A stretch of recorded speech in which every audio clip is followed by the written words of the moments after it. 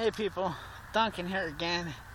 I want to talk about two things: faith and irony. And here's what I mean. It's a quick message. First, do you know why I know there is the power of God, the power of Christ? Do you know how I know this? Let me explain this along with irony.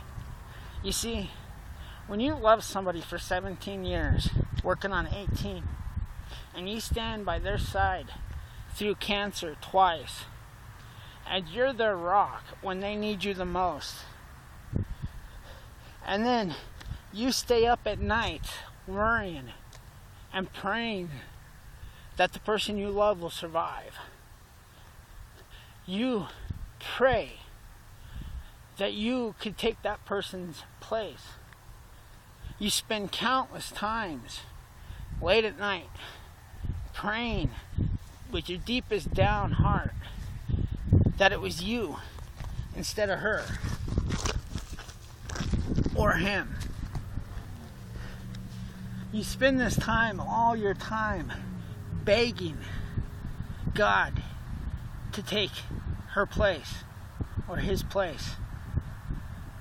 You say that you would gladly consume the cancer, live with it, deal with it, and even die from it, if only he would grant you the one prayer of her life, the one thing you want most. And then the irony is, when she gets or he gets a clean bill of health, they take off to go be with someone else. At the same time, you just find out you have your own issues. You just find out that your prayers were answered.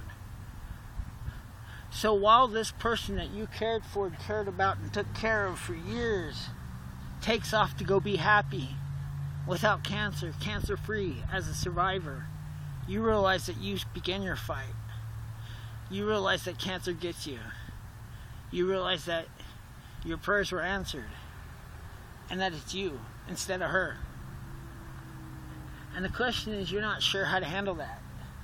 You're not sure if you should be happy that she's off alive and being happy, even if it's with someone else. You're not sure if this is exactly what you wanted in the long run. If this is what you meant by love.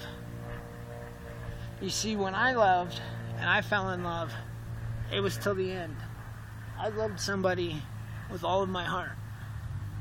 And when that was over, my prayers were answered. She took off. She went to go be happy, leaving me alone to deal with my own fight. Yet, I won't cry, I won't complain. I'm just saying that's irony. That's what happens. That's love. That's also proof that God exists. He answers your prayers. No matter how big, no matter how bad, he will answer them. And he will give you precisely what you ask for. And the funny thing is I don't have a regret even today, even knowing how her and I turned out. There's not one regret knowing that I'm starting a fight alone, walking down a path alone, knowing that my anchor was gone. I'll survive. I always have. Nobody needs to worry. But for everybody out there making prayers, remember, my message to you is be careful what you pray for, because you might get exactly what you want. So with that being said, God bless. I wish you all a great day, happy, all that good stuff. And well, that's pretty much all I have to say. Talk to y'all later. Peace. Duncan out.